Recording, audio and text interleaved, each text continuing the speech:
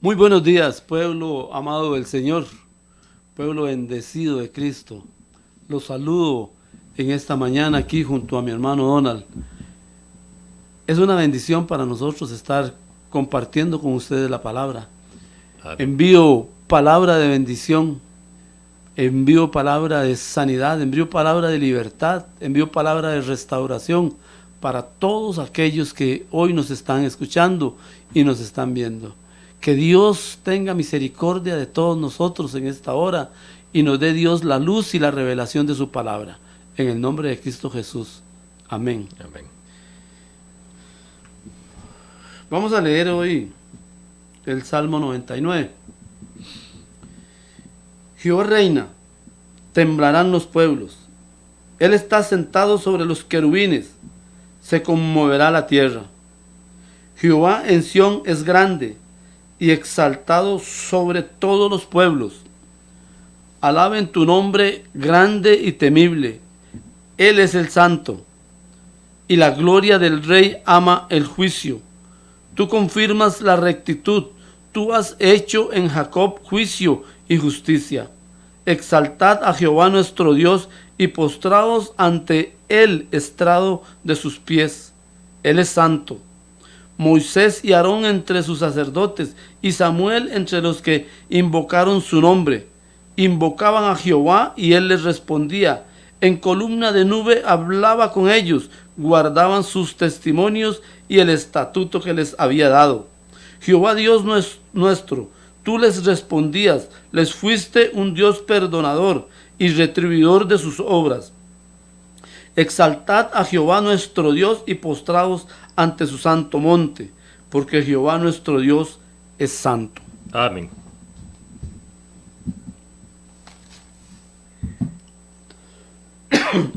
Aquí nos habla verdaderamente sobre los estatutos de Dios y sobre la fidelidad que nosotros debemos de tenerle a Dios.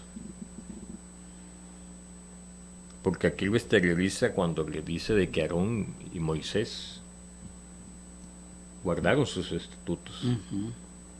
Y esos estatutos son eternos, porque es el carácter de Dios.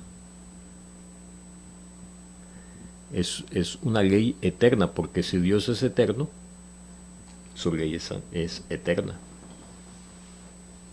Y muchos no hemos comprendido eso, que verdaderamente pensamos que sus estatutos es simplemente una lista de reglas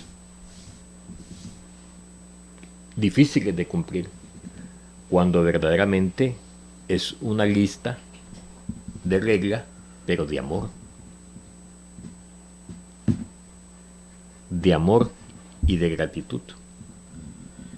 Claro, todo gobierno tiene sus observaciones, todo gobierno tiene sus leyes, todo gobierno tiene una estructura. ¿Y por qué el gobierno de Dios no la va a tener? Claro, hay una estructura que se basa en la santidad de Dios. En eso se basa la estructura del reino de los cielos, en la santidad de Dios. Y por ende, todos aquellos que caminamos en ese camino. Para nosotros, ya la ley de Dios, como tal, que es la palabra de Dios, la ley de Dios no es solamente la Torá, no es solamente los 10 mandamientos, no, es la palabra de Dios. La palabra de Dios para usted y para mí es nuestra regla de fe y conducta, ¿verdad? ¿Qué encontramos? Encontramos que Dios es fiel, aunque usted y yo seamos infieles. Así dice la Biblia. Pero Dios no va a tener por inocente al culpable. La fidelidad de Dios es para todos. ¿Qué significa? Significa que aún cuando el pueblo de Dios que caminó en Egipto, que dio vueltas 40 años, que desobedeció al Señor de tantas maneras, Dios siempre los perdonó. Siempre que acudieron a Él, Él los perdonaba y Él les daba, ¿verdad? Habían consecuencias obvias y lógicas de sus actitudes. Igual para usted y para mí. Igual para usted y para mí. Dios nos perdona. Dios perdona su pecado. Dios perdona mi pecado. Cuando los confesamos de corazón. Cuando delante de Dios los declaramos. Dios nos perdona, sí. Claro que sí. Pero no quita de nosotros las consecuencias. No las quita. Amado hermano, amada hermana, tengamos eso muy claro. La disciplina de Dios en nosotros es correctiva y es instructiva. Trae bendición al pueblo, trae bendición a todos los que en ella creemos. Pero hay una consecuencia. A David le dijo, David le pidió perdón. David, por todos sus pecados y sus errores, David le pidió perdón a Dios. Y Dios le dijo, sí, yo te perdono. No quitaré el reino de tu trono. Quitaré el reino de tu trono y se lo daré a uno de tus hijos. Le dijo a David. Y le dijo, pero, le dice, la espada no se quitará de tu casa. Amén. ¿Qué quería decir eso? ¿O qué quiere decir eso? Sencillamente que David era responsable de sus actos. No nadie más. Y David recibió en pago una serie de situaciones bastante difíciles dentro de su hogar, dentro de su casa. Sus hijos se rebelaron contra él. Sus hijos quisieron matarlo inclusive. Sí. ¿Y por qué? Porque él sembró mal. Porque él hizo mal. Dios lo perdonó, pero no quitó las consecuencias de su pecado. Esas consecuencias lo siguieron hasta el día que Dios decidió llevárselo. Igual con usted y conmigo, amado hermano, amada hermana. No creamos que porque le pedimos perdón a Dios ya se terminó el asunto. No, entramos en el proceso de perdón de Dios, que es la restauración. Y en esta restauración, ese pecado que usted y yo cometimos, pues va a traer consecuencias. Posiblemente no nos vayan a gustar.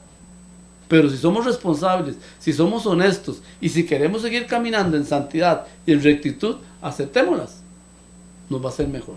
Así es. Nos va a ser más fácil caminar en esa ruta. Y algo muy importante, hermano Johnny, amado hermano y amiga que nos ves, es que cuando nosotros nos acercamos a Dios y pedimos perdón, y lo hacemos de corazón, con sinceridad, con humildad, humillándonos a los pies de Jesucristo, el perdón, como lo exteriorizaba acá nuestro hermano Johnny, es efectivo. Pero para que ese perdón sea en su totalidad efectivo, debemos apartarnos del pecado. Amén. Debemos apartarnos del pecado, porque de nada sirve pedirte perdón, si yo te hice un mal, pedirte perdón y te lo vuelvo a hacer. Entonces, no estoy haciendo absolutamente nada, porque nos enfrascamos en que cuando le pregunta a Pedro cuánto debemos de perdonar. 7 veces 6. 7 veces. 7 veces 7. 70 veces 7. Entonces, verdaderamente nos aferramos a eso, no, como Dios dice que el perdón debe ser infinito, entonces tenemos que hacerlo. No, pero para que se haga efectivo el perdón debemos de apartarnos. El que confiesa su pecado y se aparta, alcanza misericordia. Es correcto, pero la consecuencia viene, como usted lo exteriorizaba, hermano. Eso no hay quite. Eso no hay quite, eso viene. Así es. Eso viene y verdaderamente es como nosotros debemos de enfocarnos en que si vamos a pedirle perdón a Dios es con sinceridad y apartarnos de ese mal. Conscientes de la responsabilidad que aquello abarca, ¿verdad? Es correcto. Porque si lo hacemos de otra manera, entonces no estamos haciendo absolutamente nada. Y la palabra de Dios entonces no va a calar en nosotros. No va a tener efecto. No va a tener ese efecto que verdaderamente Dios quiere que nosotros, que su palabra tenga efecto en nosotros. Sí, correcto, así es. ¿Ves? Entonces, 5 quedan. Así es. Entonces, ¿qué podemos más añadirle a esto, hermano Johnny? Vea qué lindo, vea qué lindo.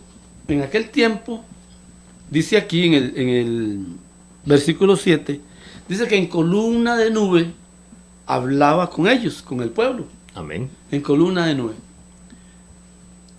Recordemos aquellos momentos. El arca estaba en el pueblo, ahí con el pueblo. Sobre el arca descendía una nube y se posicionaba ahí en el arca. Eso indicaba al pueblo que el pueblo tenía que quedarse ahí.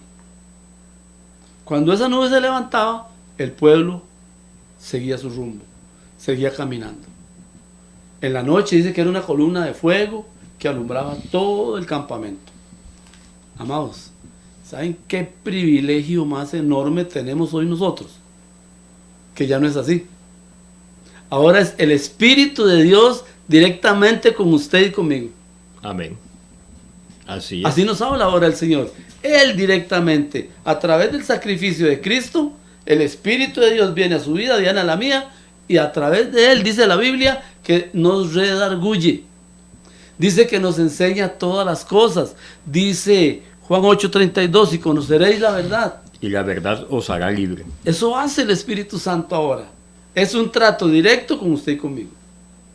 Pero hubo necesidad de un mediador, de un único mediador. Jesucristo hecho hombre.